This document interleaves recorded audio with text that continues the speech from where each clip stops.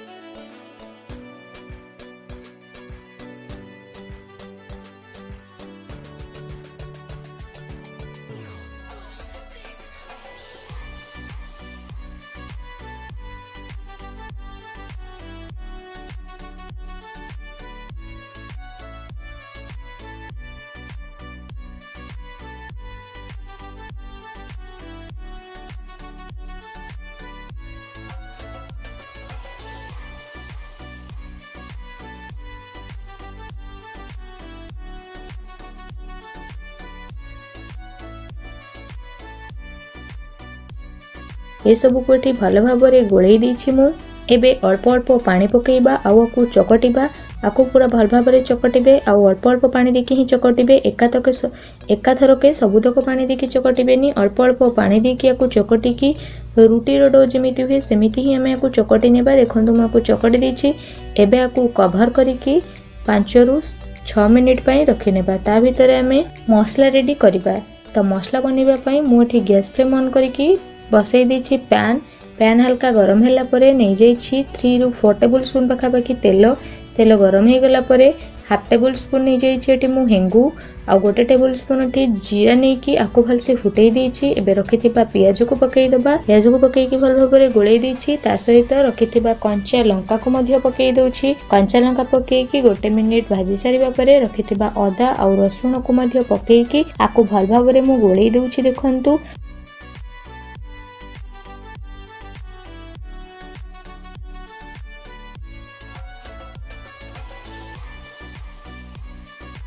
अदा रसुण जिते बेले कंचा बास्ना पलैब सेतिकी बेले रखिथिबा बंधाकोबी को पकई देबा। बंधाकोबी को पकईकी आकु पूरा भल भाबरे देखंतु मोठी गोळै देछि। एपट सेपट करिकी आकु पूरा भल भाबरे एठी मु गोळै देछि। एबे एथिरे ग्रेस करिकी रखिथिबा गाजर को पकई देबा। गाजर को देखि भल भाबरे गोळै सारिबा परे स्वाद अनुसार लूण आ गोटे टेबल स्पून हळदी गुंड पकईकी ए सब को एठी मु पूरा भल भाबरे गोळै देछि।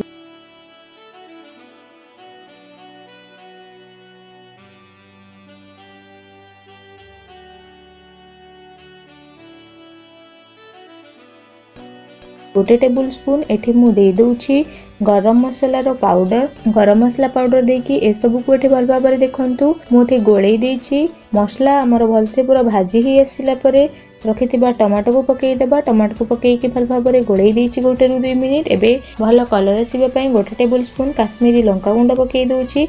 आको भल भाबरे गोळै देछि। गोटे रु 2 मिनिट मसला पूरा भल से भाजी ही गला परे गोटे टेबल स्पून एठी दे दउछि चाट मसला, जहा द्वारा आरो फ्लेवर स्नैक्स रे बहुत भल आसी थे। तो चाट मसला जदि नाही तो आ जगह आपण माने चाहिए लेंबू को भी ऐड करि परिबे। मसला को भल भाबरे गोळै देछि आ 5 रु 6 मिनिट भितरे मसला हमर बिल्कुल रेडी हो जाइछि। एबे एथिरे अल्प किछि धनिया पत्र पकेइकी आको भल से गोळै दउछि। आउ गैस फ्लेम ऑफ कर दउछि। स्नैक्स रे स्टफिंग पई मसला हमर एठी बिल्कुल रेडी हे गला। आउ एपटे कवर करके रखिथिबार ओटा को हमर 6 ରୁ 7 मिनिट हे गलानी। एबे कवर बाहर करके आको थरे भल से चकटी नेछि। तापरे छोट छोट बॉल रे को डिवाइड करि देछि।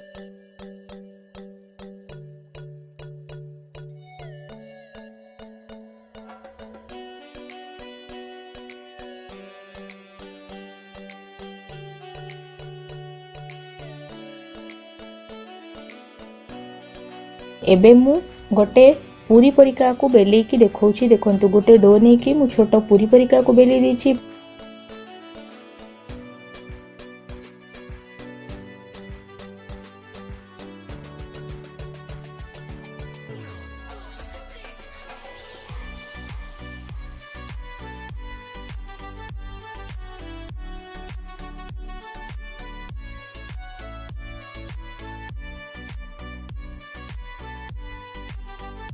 पूरी परिका को बेली सारिबा परे मु गोटे थाली को नै जाइछि। आउ ए पूरी रो साइड चारिपटे आमे भलसे पानी लगै देबा। पानी लगै सारिबा परे गोटे बड़ टेबल स्पून रखिथिबा मसला को अधेरे देइ दउछि। आउ को मु केमिति फोल्ड करूछि देखंतु।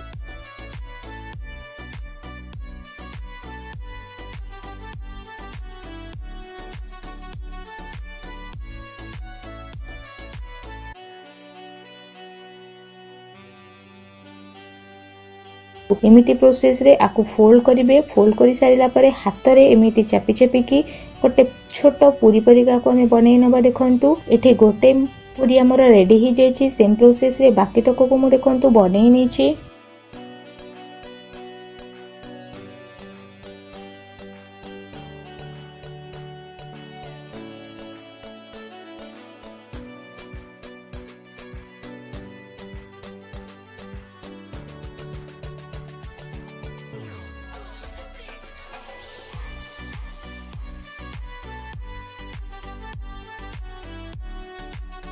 एबे स्नैक्स सब तो हमर हे गला। एबे हमें नेक्स्ट प्रोसेस को जिबा। फास्ट हमें ए सब को स्टीम करिबा। तो आकु स्टीम करिबा पई मोठी इडली छांच रे पानी नै जाइछि। पानी गरम हे गला परे एमिति गोटे जाली रखि दैछि। एबे जाली रे ए स्नैक्स सब को हमें देइ दबा।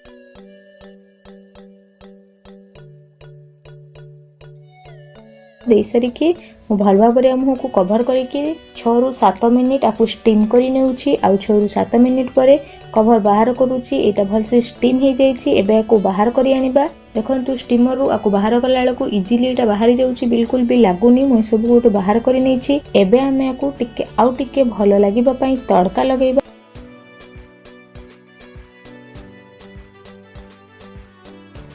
तो सेति पई मोठी फ्राइंग पैन गैस ऊपर बसई देछि।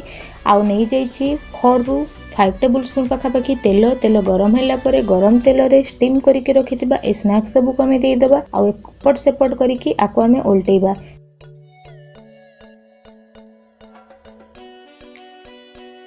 देखंतु एपट सेपट करके उल्टेला बेलकु आ कलर केते चेंज हे असलानी। आउ एटा फुलीबाकू मध्य लागिलानी। जेते बेले एटा गोल्डन ब्राउन कलर हे जिवो देखिबे तो जानिबे कि स्नैक्स हमर बिल्कुल रेडी हे असलानी। एबे देखंतु एटा हमर गोल्डन ब्राउन कलर हे असलानी। आउ फुली की एटा पूरा कचोड़ी पुडिका बनी गलानी। एबे आको बाहर करि नेबा। सेम प्रोसेस रे बाकी तक स्नैक्स को मोटे बनै नेउछि।